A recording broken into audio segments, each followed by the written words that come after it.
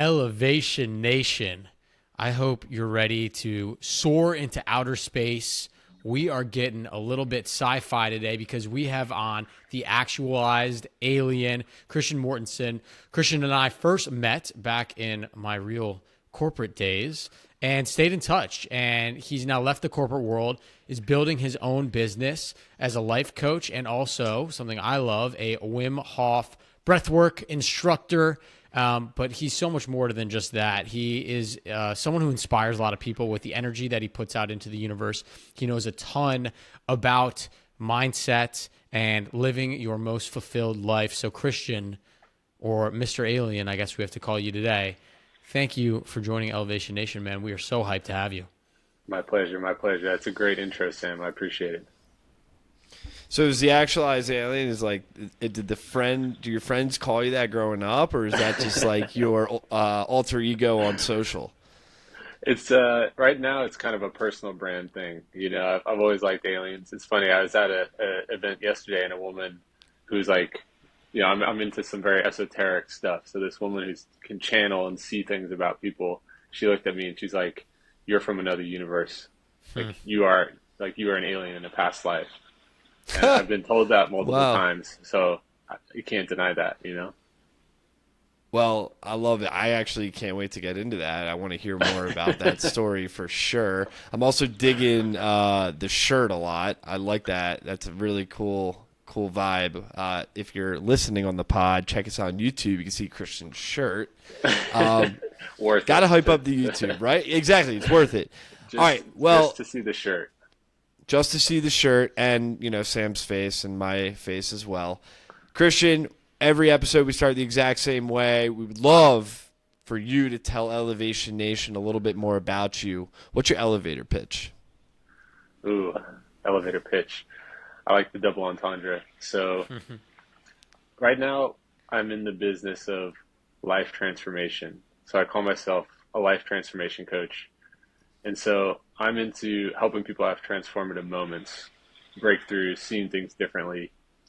And whether that's through physical, mental, or any other kind of experiential situation. And so that's what I'm passionate about, is just helping people make big changes in their lives. Yeah. Is that within an elevator pitch duration? What do you think? I would say so. I think that was a great elevator pitch. And so I guess I have a question for you, Christian. What about transformational moments made you want to focus there, right? Because people have all different types of moments in their life. And I would say many people struggle with the mundane day-to-day boringness, and they sometimes go to a life coach to help them get through their current day-to-day situation because it's become so boring or stressful. And what about those transformational moments made you gravitate, pun intended, more towards those? I'm going to have a lot of space references today. Just want everyone to know. Well, what comes to mind when you say that is you can stay on the surface and try to maneuver things with your habits and your routine and smaller details. But what I've found is the things that cause bigger change and greater fulfillment and leads to ultimately the kind of authenticity and happiness that people are looking for is change of identity. And when you change who you are and how you show up and who you're being and who you want to be, then all the habits and all the behaviors fall into place accordingly. So let's talk. I want to talk more about this. Change identity, because I watch YouTube, I read books, and there's a school of thought that like you are who you are, right? Like you're raised a certain way. Whether you're raised a certain way, your biology is still the same. It doesn't change. You are who you are, and we go through different parts of our life, different chapters, and people might say, "Oh, Parker, you're the same guy you always were, just a little bit older and maybe doing something a little bit different." So let's unpack that a little bit. Walk us through what you mean by changing identity. Yeah.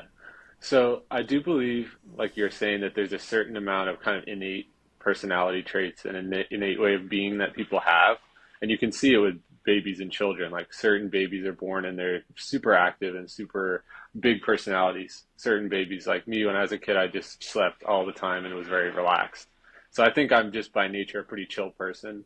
But with that said, as soon as you get into social situations, your family, school, all these different things you're building what I call a metaphorical landscape in your mind. And so that's what your mind creates to make sense of the world. So there's the things that actually are happening and possible in your life, and then there's your version of a metaphorical landscape of what's possible for you as a person.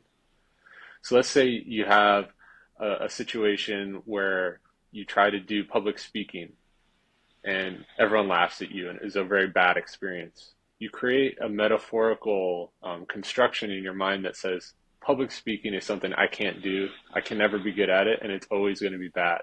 And so you carry that forward and it becomes a belief of who you are and what you're capable of. I can never be a public speaker. It's scary, it's bad.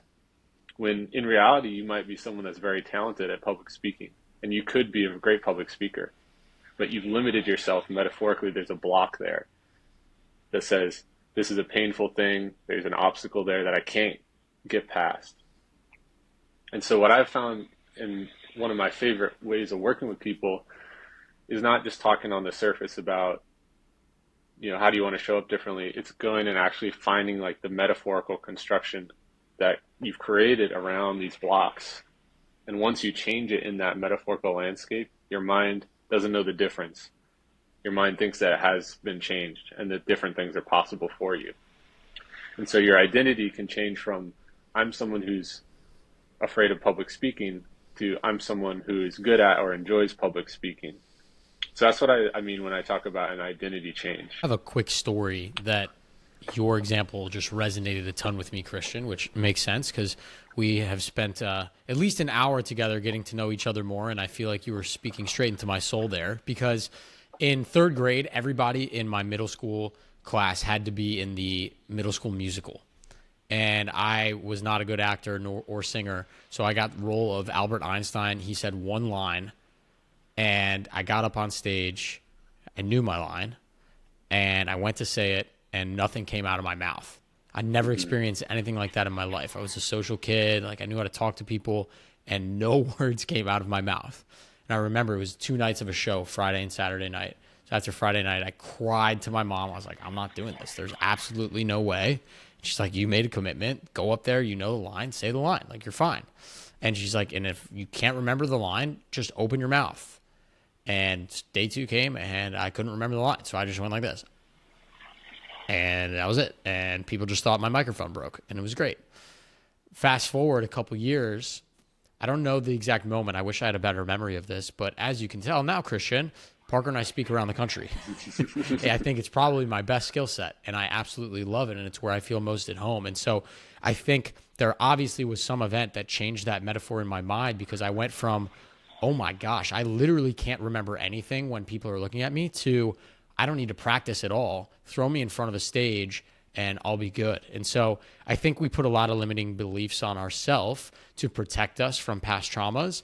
And that's why I think working with someone like yourself is so very important for people if they're trying to expand and get out of their comfort zone. Mm-hmm. Especially if people feel like they want to be that thing, but they just don't know how. It's all accessible to them. Yeah. I just want to say that. Like, I've seen crazy things, crazy changes happen with people where they can unlock something. And I talk to a lot of people in the corporate world and elsewhere where you can tell, they're like, I wish I could do that. You can tell they wish they could do something different. They wish they could be the person that jumps in and gives a presentation. They want to be the person that could, be this confident in this type of situation. But there's just something stopping them there. But I think it's actually much easier to rewrite those things than you might think. What I'm thinking in my head is, like, to Sam's point, if we're taking this example of public speaking, right? Like, we've done it so many times, and we've gotten on the stage many, many times, and oftentimes, thankfully, they go well. We walk off the stage, we give ourselves a high five, we're like, wow, that was so great, and everyone in the room comes up after, engaged, blah, blah, blah. We leave, and we feel fulfilled. But I feel like, to your point, Christian, is like some aspect of, like, we think about things that happen in our life, like the most recent thing. So I could have 10 amazing speeches or workshops that Sam and I deliver. And the 11th one, it just goes to shit. Whether I wasn't prepared, whether maybe something unexpected came up, to maybe Sam's point, I just forgot what I was supposed to say. And I'm walking off the stage and Sam's like, dude, like that was whatever, blah, blah, blah. And in my head, I'm like, wow, I didn't do good. And that is the most recent experience that I have. And so as a result of it, regardless of me knowing that I'm a public speaker and that I've done it so many times before, I go to the most recent experience to remind myself, wow, that didn't make me feel good. Maybe this isn't for me. Maybe I need to change course here because that was really bad. And it's the most recent experience that I've had that reminds me, is like, have I changed? Am I not good at this anymore? And I imagine, Christian, that you see that in your work too, is that you have people who have it, but maybe almost forget that they have it. Yeah. And that's a great example of even this construction that you're doing right now is a metaphorical construction. And if you can reframe that for somebody, for the point of, it feels very fragile the way you're talking about it. One mistake could shatter it all. Your confidence is very contingent on the last one. But if it can shift, instead of this very fragile thing that's like an all or nothing, one bad one and that's it. It's all ruined. Or like, my confidence is shaken. What if instead it's something along the lines of, and this will be different for everyone. Everyone kind of intuitively finds their thing. But the first thing that came to mind for me is like, if you're at the beach, the waves just keep coming. The waves just keep coming. One wave that doesn't quite work, there's going to be another after that. There's going to be another speech after that. There's going to be another opportunity where you do great. It's inevitable. One bad thing doesn't change your identity. See how different that feels than like, I did 9 great ones, the 10th one was bad. It means I'm not good anymore. As opposed to, this is an unshakable thing. Of course there's mistakes. This is just an inevitable process.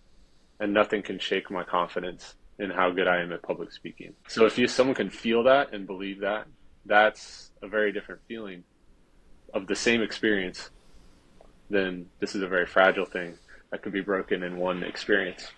I love the way you're framing that. The way I sometimes approach a situation like that, or even with the public speaking, is that I feel like as a young person, we think very binary. Is either it went well or it sucked. And we forget about the middle. And the middle is very, very large, and that's pretty much where the bulk of that experience lies. But yet we always fall in, it went well or it didn't. And like, to your point, it's like we have to reframe how we think, is that the waves are all unique. The waves will get really high and still crash. They might get very low and still crash. But at the end of the day, they still crash, right? And so that's just the way I'm thinking about it. I like that example and that metaphor. It's kind of cool, right? You can feel it's a little different now in your mind. And you guys know about the inevitability at this point because you've done so many of these podcasts, and things happen when you're consistent over time. That's such a good point. You've created such a mental framework at this point of just inevitable identity. We are guys who do podcasts. Look at how many podcasts we've done. Yeah. You can't deny that. So one bad podcast, it means nothing in the scheme of things. We've had a lot of bad podcasts. And you're right. That's okay. That's Are you sure, Sam? Maybe. I'm sure. Go back a couple hundred episodes. You'll hear some bad podcasts. But were they good at the time we were there? Like, are we looking back now and saying that was bad? But at that time, we were like, wow, that was great. Because we didn't know. I think we might have known a couple were bad. But yes, I hear your points. I think we've certainly gotten better and our standard has gotten higher. So I agree with you there. Christian, I want to dive a little bit into something, and we can go as deep as you want, or we can stay surface level to keep it basic for people. But yeah, as I think Parker and I are pretty introspective and mindset forward guys. We love Wim Hof. We've done a lot of research on pituitary gland, on positive affirmations, on some more holistic, bigger picture, whatever you want to call that stuff, that way of thinking. And so I'd love for you to talk a little bit. You were just saying reframing our mind, being more positive with it, and truly believing that. Can you go a little bit into some of the actual science or, examples or backing of being more positive with your mindset, believing in yourself does actually lead to better results and happier, more fulfilled people? Yeah, definitely. I mean, one of the things I always share at the Wim Hof workshops that I do is there is a study, and I'll have to look up the exact, details of the study, but basically the takeaway was there were hotel staff, like housekeeping Mm-hmm. staff, and they took half the group and said, the work that you're doing, cleaning the rooms, doing the maintenance, is all very good for you. It's like good for your health. It's helping you build muscle. It's increasing your overall health. The other half, the control group, they just said, continue as normal, just, continue business as usual. And the group that they told this is good for you, just purely based on the belief that what they're doing is good for their health markers increased after a few months. They're showing, increased like muscle mass, they lost fat, their, just general blood work was looking better. Yeah. So to me, that's a very encouraging study to show that pure belief, no change in any kind of action or anything you're doing the exact same thing can completely change how your body reacts to it. And so that's something I just experiment with a lot and kind of live by is when if you're doing something like an ice bath or you're doing something like intense breath work, you could do the exact same thing. But the way that you're thinking about it, what you believe about it, will actually change the way your body reacts in a big way. And I've learned that kind of myself in doing the ice baths. And because you can't do anything when you're in the Yeah. ice bath, you just have to sit there. And so are you relaxing and thinking, I'm doing this because it has a good effect on me, my immune system, my blood circulation, it's helping me. Or are you thinking, oh, this could be bad? Because that's when you get bad reactions to things. So I don't even let people get in the ice if they're nervous. Like if they're thinking like this is gonna hurt me, what if I get Yeah. hypothermia? Your body will make it true. So Yeah. so I found the mental preparation for things is can never be underestimated. I love that example, and thank you for bringing that up. There are so many countless examples of positive thinking, mindfulness, mindset work leading to actual results. And I think for a while, people thought it was kind of like hippie hoo-ha stuff, and probably myself being one of them, right? Like I grew up in athletics at probably a time where sports psychology was just becoming big ish, but not at the high school level where I was playing, right? Like it was work harder, put in more reps, you'll be fine. And I remember I had a coach who I think was forward thinking, Coach Ambrose. He had us do mindfulness, visualizations, and yoga. And we all were like, he's so weird, man. What is he doing? Like, we got to get out there and practice and run and do drills. And looking back on it, that was my first exposure to a little bit of mindset training.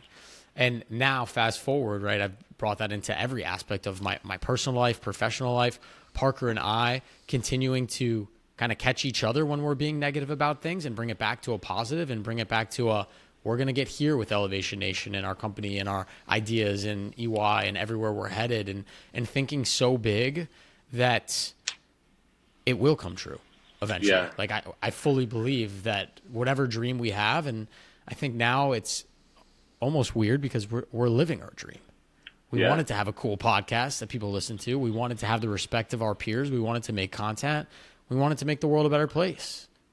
Yeah. We're doing all of that. And so I think if I didn't believe in that stuff, I would be a hypocrite because it has worked for us with hard work and the right mindset. So I think one thing to add too, like I've always like thought about this a lot, is like the difference between the way we physically take care of ourselves, right? Like if we know if we eat well, right, our body will be healthier. We work out, our body will be healthier. We know if we sleep, our body will be healthier. And like humans know that. Like there's no one's going to say if you eat healthier, you're going to be worse off. If you don't sleep, you're going to be better off. Like everyone agrees to that.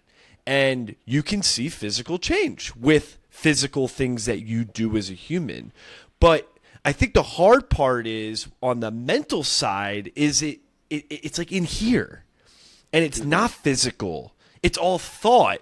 And people think, wait, I can think my body to get a certain way. Obviously, you have to put in certain things. But like to your point is if I'm thinking negatively about going into an ice bath, my body's going to react very differently than if I'm still going into the ice bath, but I'm positive about it, or I'm affirming that it's going to go well.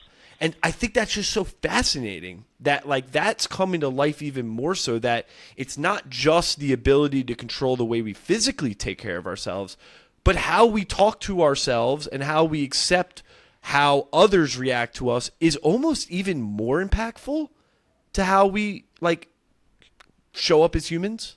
Mm-hmm. It's weird. It's weird to think about.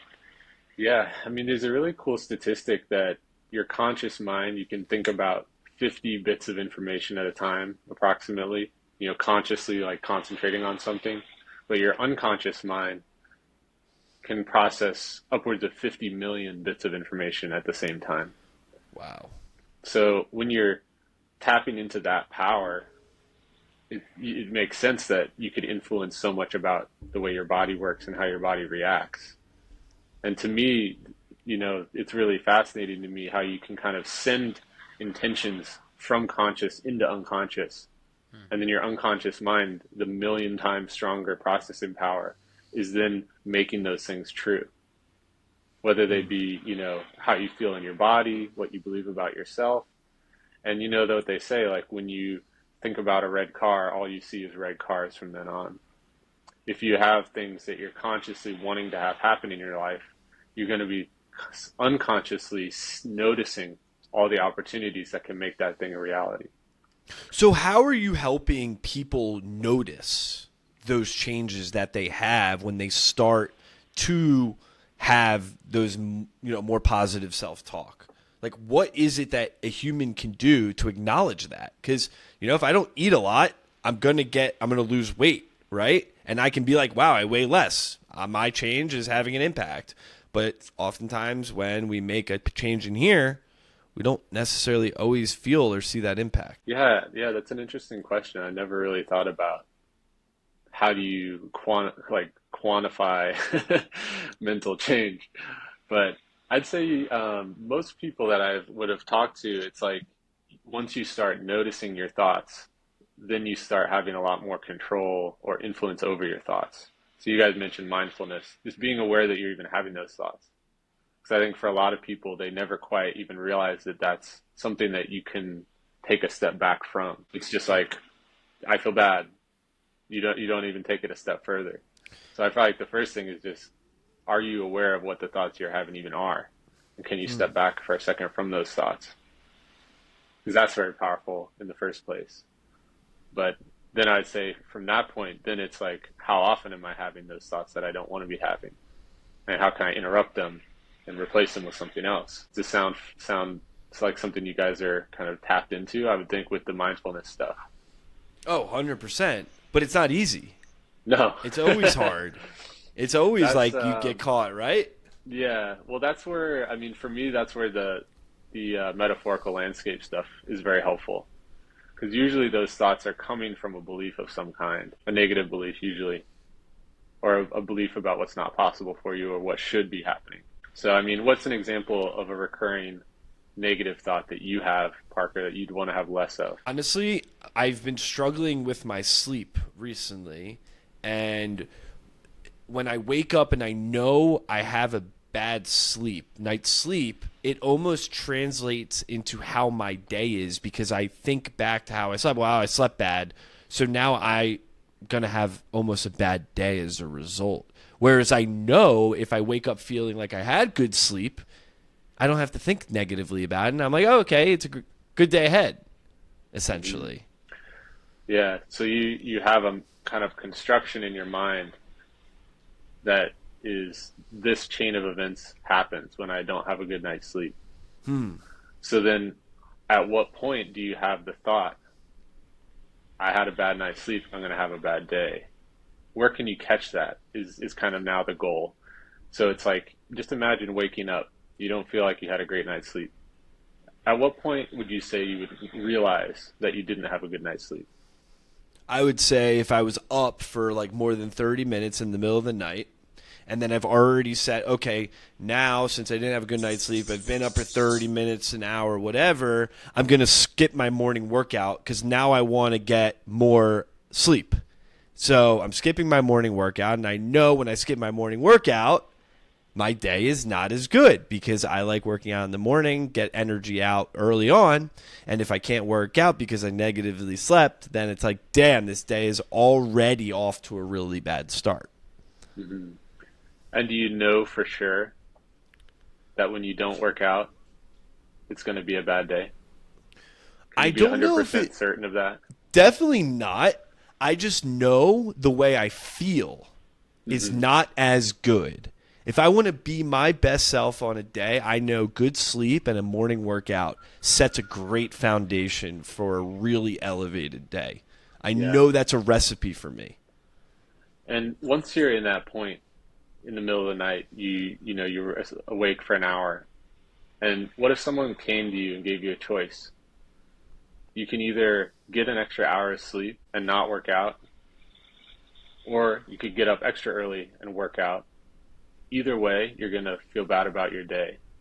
Which one would you rather do? Think the second one? I think I would prefer that. I don't know. Get the workout in. Like I want to get that workout in the morning. And so then I guess the question is, what's the decision to sleep more? Why would you make that decision? Because, I mean, from where I'm coming from, either one's legitimate.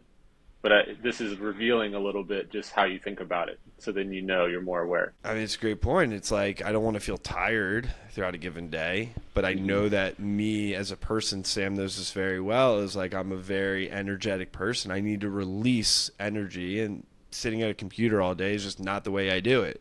The way is I got to lift weights or I got to go for a run. And I find that that is more impactful to me to having a good day, essentially, is I have to release energy. And sleep, it's important, right? But Yeah. I've created this idea in my head that 8 hours of sleep is like what I need to be great. And I haven't even woken up to the idea that I can get by and have a great day on 7 hours of sleep, I think is what you're revealing here. Could be. And that's something to test, It's something to try out. But then it reveals to you that there's a possible world where you wake up having 7 hours of sleep, still do your workout, and maybe there's a time you could take a nap. Maybe you could go to bed earlier. But if you can unlock the way to not feel like something's wrong with that scenario, then I think you may find the day doesn't feel so bad throughout the day. So you're saying just what happens, we accept it, and we continue to adjust based on what's happening? Or it's just like, okay, I didn't get my sleep today, and as a result, maybe I'll still try to go to the gym. I go to the gym, and, I don't know what's going to happen. Yeah, I guess the thing is there's a certain point where you're making the decision for yourself that this is a negative situation. So there's a point where you can interrupt that thought and introduce the possibility of something else, a different scenario. So instead of, I didn't get enough sleep, this is going to be a bad day, it's, I didn't get as much sleep as I'd like tonight, this past night, but I still believe that I could have a good day today. And so that becomes kind of the journey. How do I get to that? And then you can, through mindfulness, through experimenting with your sleep schedule, I guess what I'm saying is, and it's funny because it has a little bit of that vibe of I had one bad thing and now my streak is ruined. I'm thrown off and this is it. You know what I mean? Yeah, So, exactly. So is that the narrative you want to have? So once you realize that you have that narrative, it's up to you, then you can change it. We control our narratives in our head, is what you're saying. Once you're aware of it, then you can decide whether you want to keep it. It's like you can inspect all this this stuff that's going on of what you're telling yourself and see whether it's serving you or not. And I mean, that's to me is like the value of coaching work is someone illuminating that for you. Because a lot of times you don't know. It's like, I've been telling myself this thing this whole time, and I never realized it. And now I know, okay, so what do I want to say instead? And Parker, what you're feeling is exactly how I felt when Christian and I chatted about my life and my mindset. He kept asking these questions that made me really take a step back and think. And I mean, obviously we can't do a full session with either of us live on the air, although that would be interesting. But I think for Elevation Nation out there listening, right, Parker, I would say, is pretty in tune with himself, has a high emotional intelligence, and yet even here on a simple question, on a decision whether to sleep in or work out, Christian put him in a pretzel. And I think it just goes to show that we all have room to grow in our mindset and how we approach different situations and grow as human beings. And taking a step back to be introspective about those decisions that we make and how they would potentially make us feel and how we can make better decisions for ourselves going forward is always worth the time and effort to do so. And I liked observing that because literally Christian did the same thing to me, and I was like, I don't know, man. That's a great point. I'm not sure. So that was awesome. Well said, Sam. But yeah, I personally always, if I see negative self-talk, I always want to push back on it because I don't really believe there's much service for negative self-talk. There's not much benefit for it. And, I mean, I think there's a lot of anecdotes even coming to mind for me, but one of my favorites is, do you ever see the video of the guy who's making fermented rice? Yeah, I believe so. In Japan. No. And it's like he has a couple different jars of this fermented rice. And, you know, fermented rice is supposed to be probiotic and, you know, not rotting. It's supposed to be just fermented. And the one jar he would say nice things to. He'd be like, I love you. You're great. You're doing a great job. That's it, you know. And the other one he'd be like, you suck. You're bad. Like, you're not going to turn out well.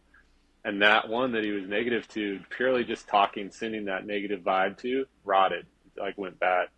The one that he spoke to nicely, it turned out great. It like fermented properly. So there's the same ingredients. Yeah.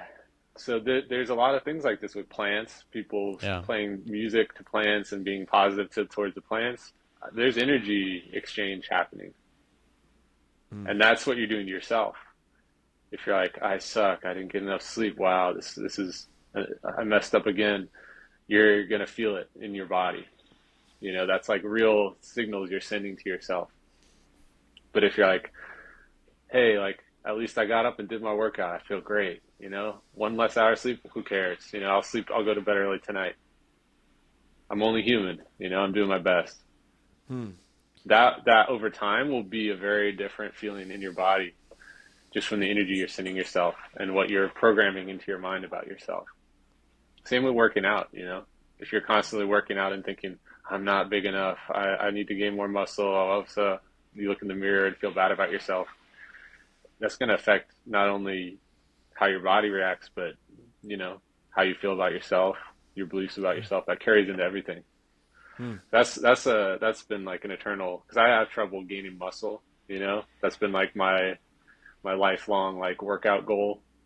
It's just like a constant battle to reprogram myself to not be like, I'm so skinny, like these other guys are buffer than me. You know, there's always things to work on with that. I think I'm finally like starting to get to the point where I'm just like, you know what, I look good, I feel good, you know. I'm just gonna keep telling myself that.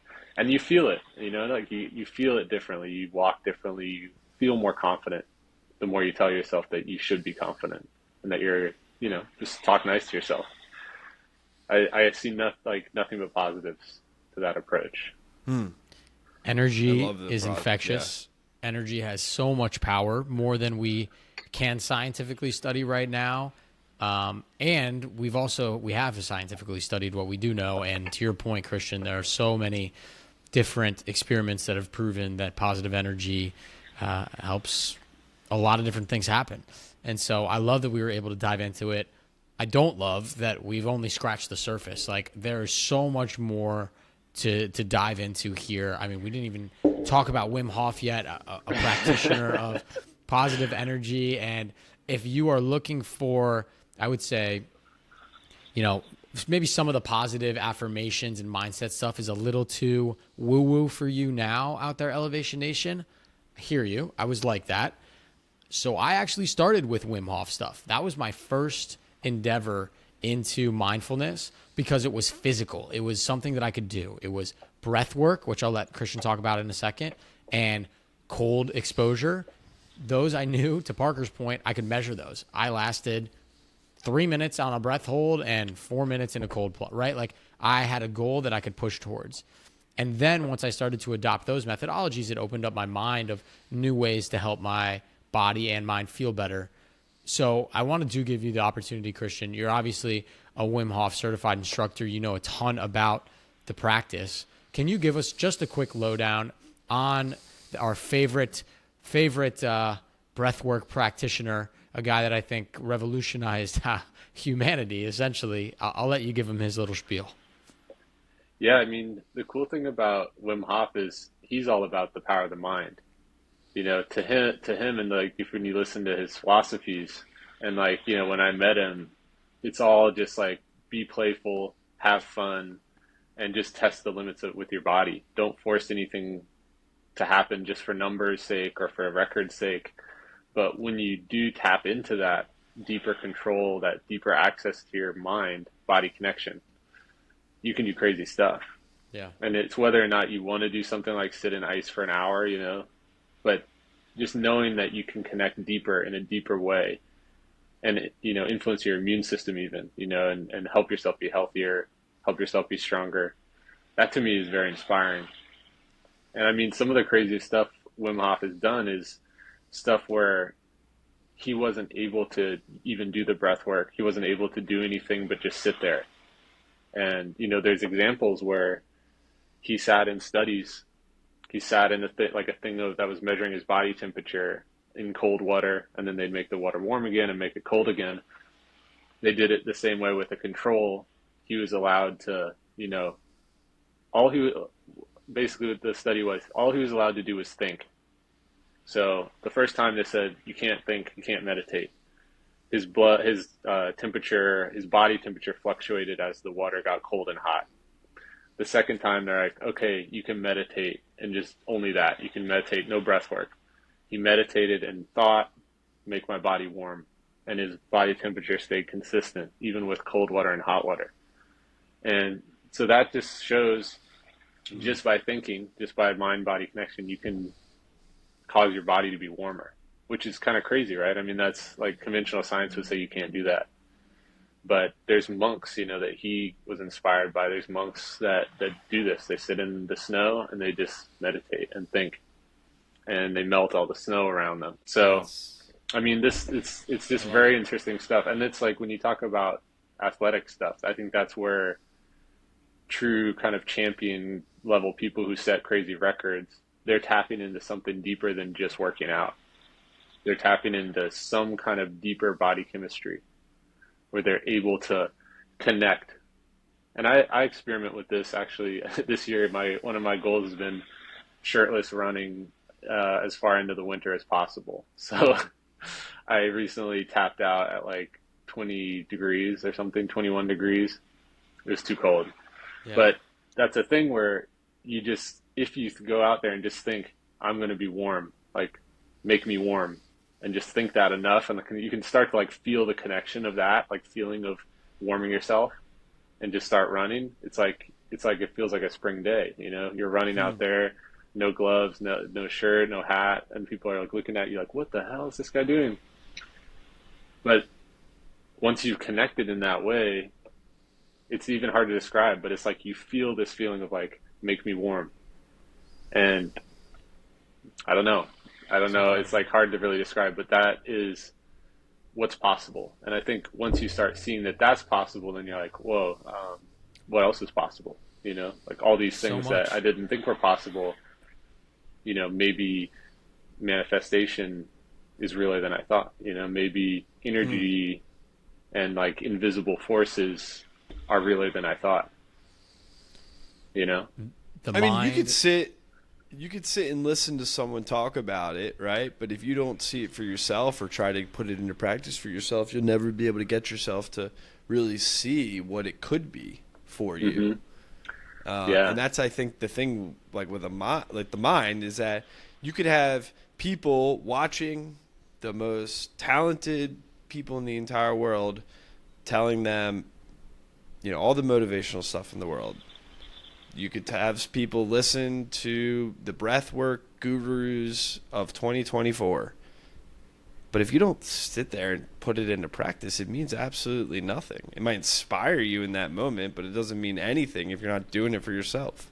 Yeah. Feeling is believing. So much power, I think, in that lesson.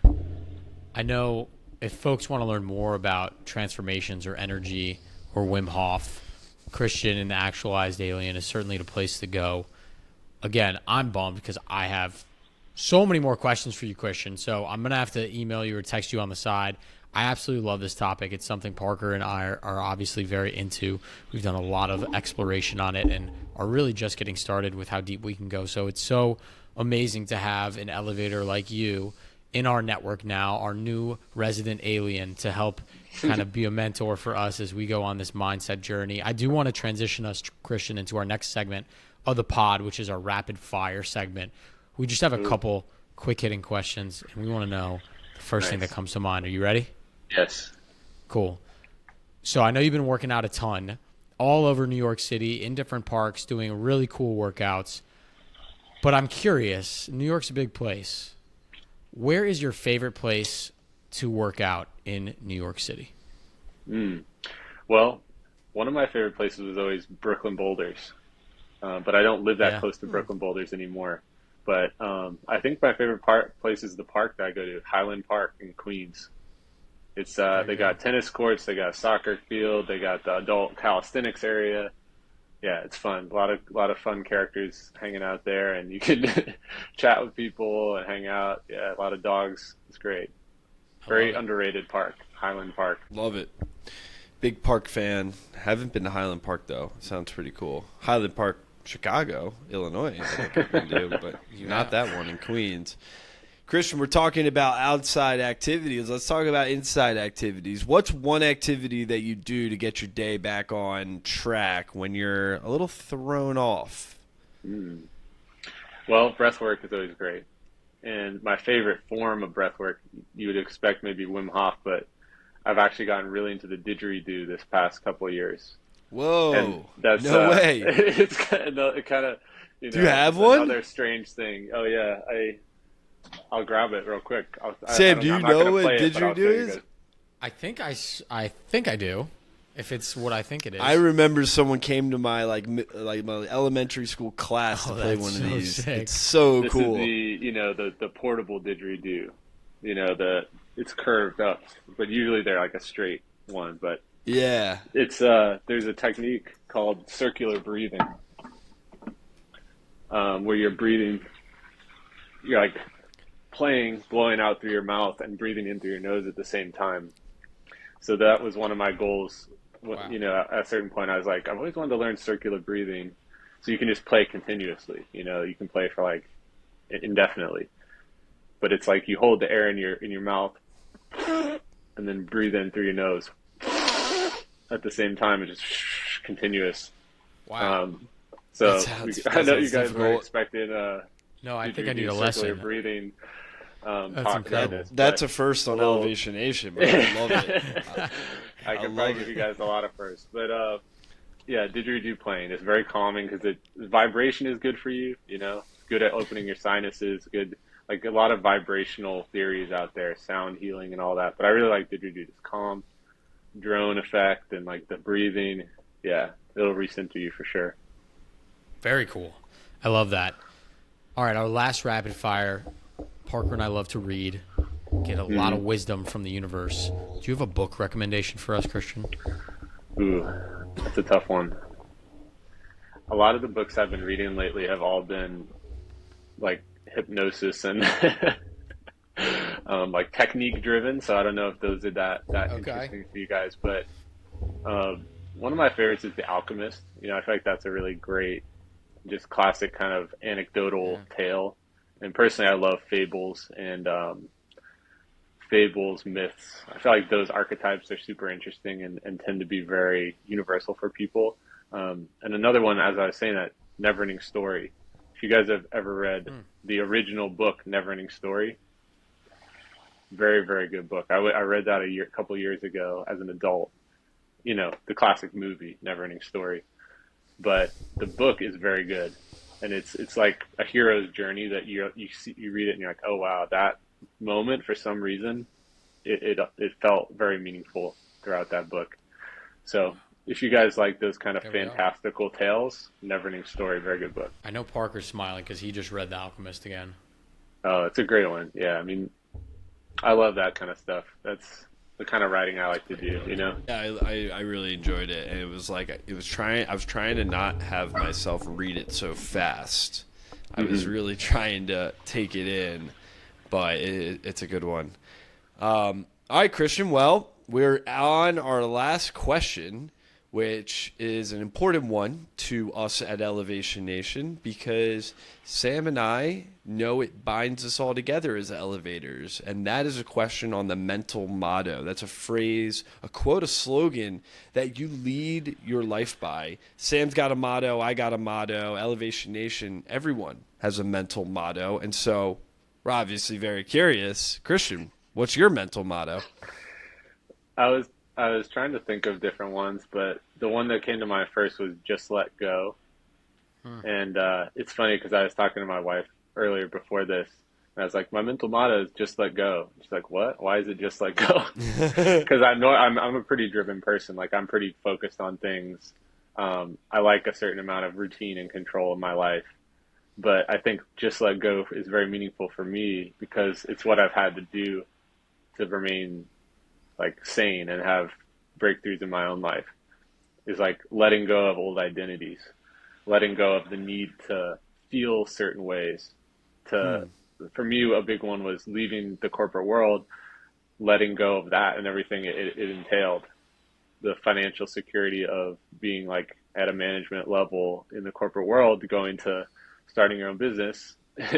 You don't have a lot of control and, you know, influence for a little while.